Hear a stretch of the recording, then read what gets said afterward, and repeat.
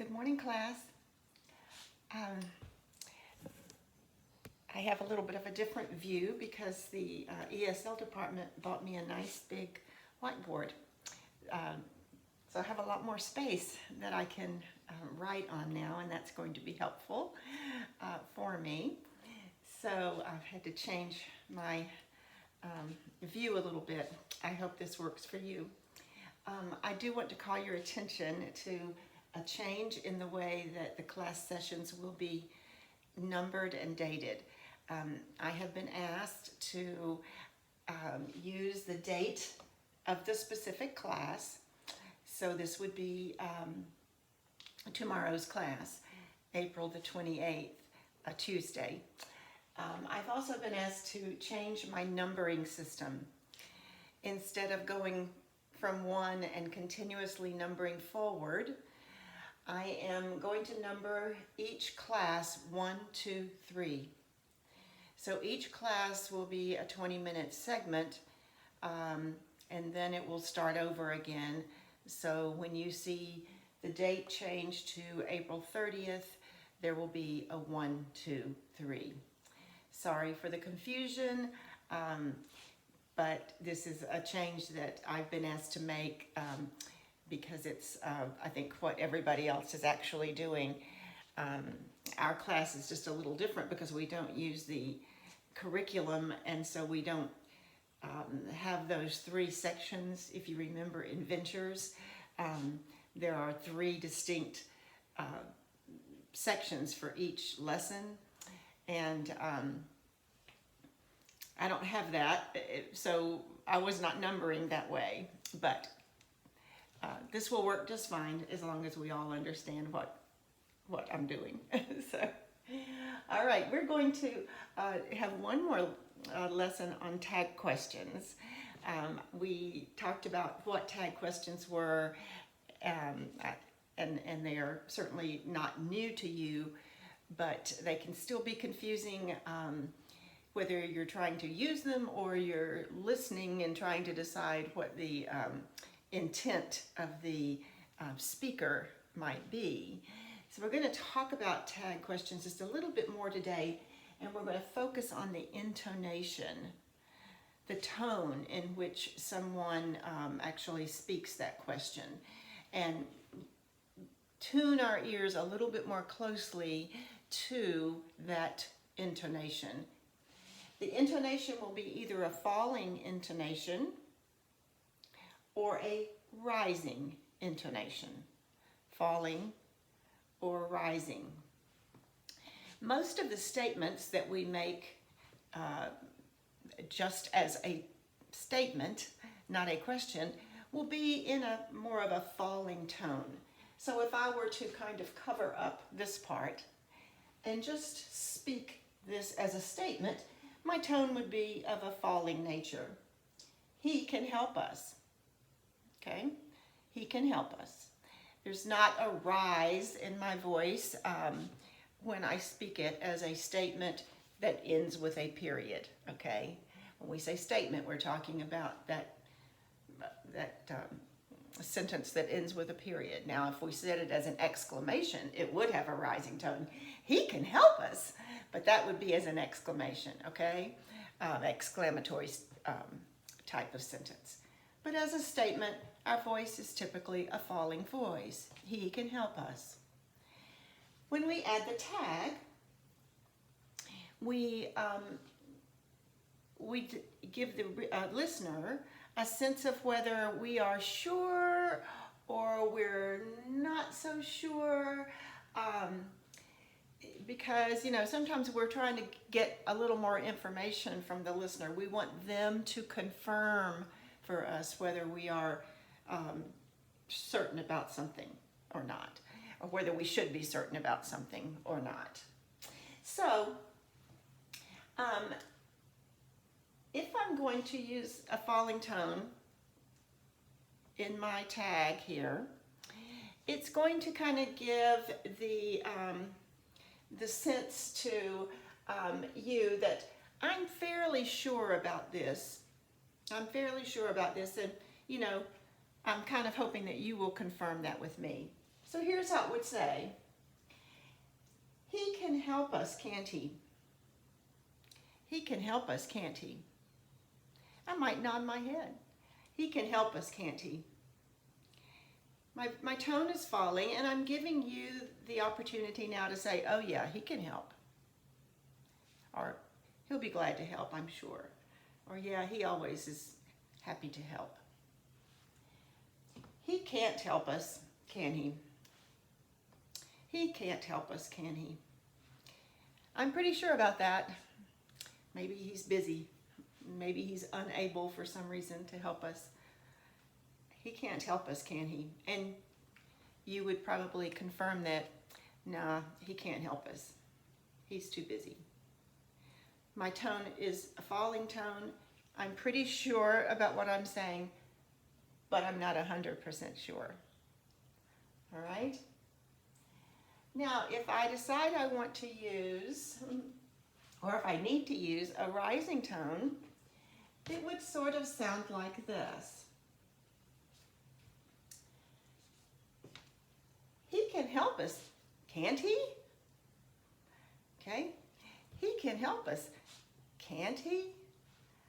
In this case, I'm not so sure, but I'm thinking that he probably can, and I would like for you to kind of agree with me on that, okay? So I'm picturing a situation where maybe I need to load some things in my car. I'm at TJ Maxx and I have bought some furniture. And while the furniture is not big, it's a little bit heavy and a little bit difficult. And I see a guy standing over here to the side who is an employee, and he doesn't look very busy. So I might say to my husband who's there with me, he can help us, can't he? Like, really? Can't he come help? Okay. And my husband would probably say, yeah, I think he probably could. You know, he's not doing anything right now. So my intonation in the tag rises to get the point across that, you know, I think this is something that can definitely, I'm pretty sure about this, okay? I'm pretty sure this is possible, that this guy can help, all right? Or if I see a gentleman standing over to the side and he is an employee, but he has a broken arm. I might first think, oh, there's an employee. Maybe that employee can help us. And then I notice the broken arm. And I say to my husband, he can't help us, can he? He can't help us, can he? He's got a broken arm. So I'm really pretty sure that he can't help us. My tone is rising. My husband's going to say, nah, he can't. He's got a broken arm. Okay? So I'm pretty sure about what I'm saying. I'm expecting that the other person is going to, you know, agree with me. My intonation is going to be one of a little bit more of a positive assurance that what I'm saying, what I'm asking, is correct, that I'm on the right track. So let's try that with a different sentence, using rising and falling. All right. So let's do this one. Italy is beautiful, and we would say, isn't it?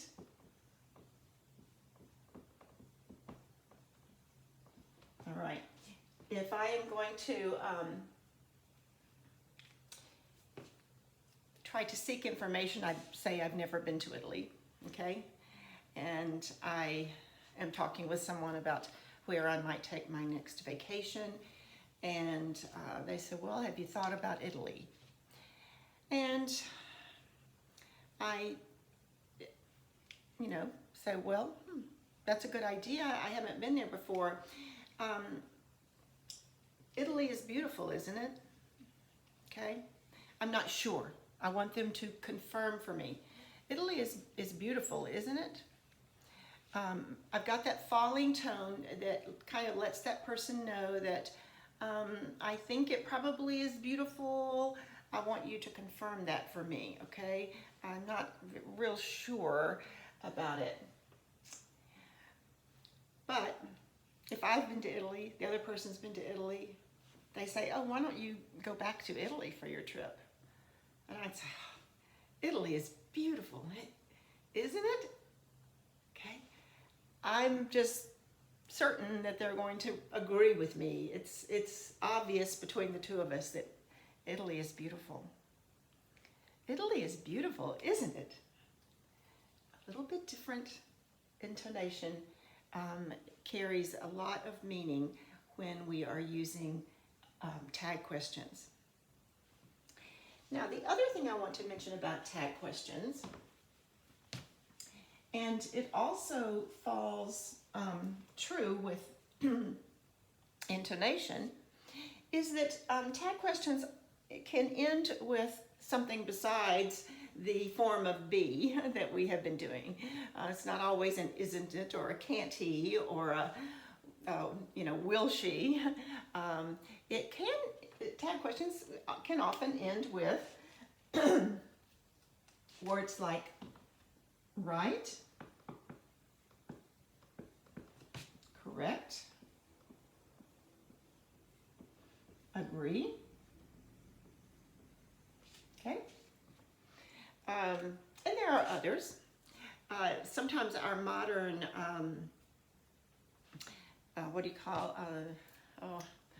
when it's culturally popular to use certain words, there'll be a tag that becomes very common, and it's it kind of a pop culture. That's what I was thinking. Kind of a pop culture kind of thing to use certain tags when we are asking questions. But again, we can use those with a rising or a falling voice depending on the sense of confidence that we have. So, going back to the man standing outside the TJ Maxx, and this is the one that doesn't have the broken arm, okay? And I might say to my husband, he could help us, right? Like, I'm thinking he can help us. Do you think he can help us? He can help us, right? He doesn't look busy. He looks like a strong young man. Okay. If I notice the other employee with the broken arm, I'm going to say, he can't help us, right? He can't help us, right? Because that broken arm would be a problem for him. If, however, I feel very confident, and I know that my husband will probably agree 100% with me, I might say, he can help us, right? Like, yeah, he can do it. Okay? You hear the difference. Correct is another one, okay? He can't help us, correct? He can help us, correct? He can help us, correct? Yeah, like he's available. Agree, the same thing. He can't help us. Agree? Yeah, I agree. He can't help us. Agree? Yeah. He can't help us. He's definitely got a broken arm, okay? So it's a matter of intonation. Either way, you're showing some degree of confidence. But with your falling tone, you are less confident than with your rising tone, okay? We use a lot of rising tone also with these kinds of words for comments that we might make that are universally true, okay? So for instance, the pandemic is killing many people, okay? And everybody knows that, except for maybe the few people who think it's all fake news, which I've heard there are some people who actually think there's no pandemic. But if we are making a general statement among people who understand us, and we're talking about the pandemic, we would say, you know, this pandemic is killing so many people, right? We say it with this, you know, sense of almost everybody feels this way, okay? This is a known fact, and we just sort of say it.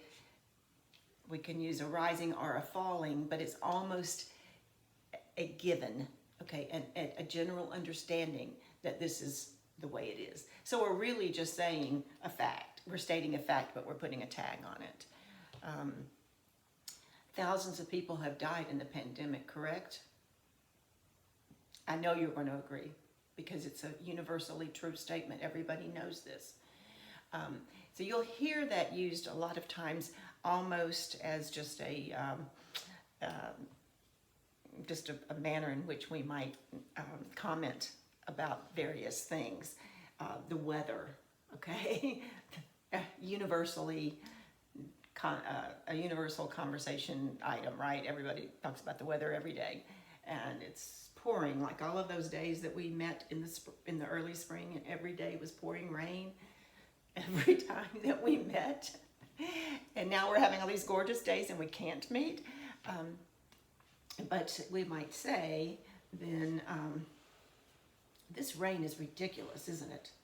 Okay, I know you're going to agree with me. I'm just saying that, okay? I'm just saying that, not really expecting you to say one thing or another in return to me, but I'm just making that comment, and I happen to add a tag. So we do use tags kind of casually, especially these kinds of tags. All right, so I hope that this has been helpful in just reminding you a little bit about using tags, helping you to feel a little more comfortable using them. Just remember, it's that intonation. Intonation certainly is generated here in our voice box, okay? But do remember that intonation is enhanced by our facial expressions, by our body language. I use my hands a lot. Some of you do, some of you don't. If we keep everything flat, our listener will be unsure about how we feel about something. Okay, so we need to give that indication of feeling in our expression, our body language, okay? So that's going to help to carry us along with these tags to make them make more sense to our listener. So we want to really give that additional emphasis to using not only intonation but expression that helps to round out our messages to other people. All right, so much for tag questions right now. If you have questions about this, of course you can text those questions to me anytime or email me. Thank you.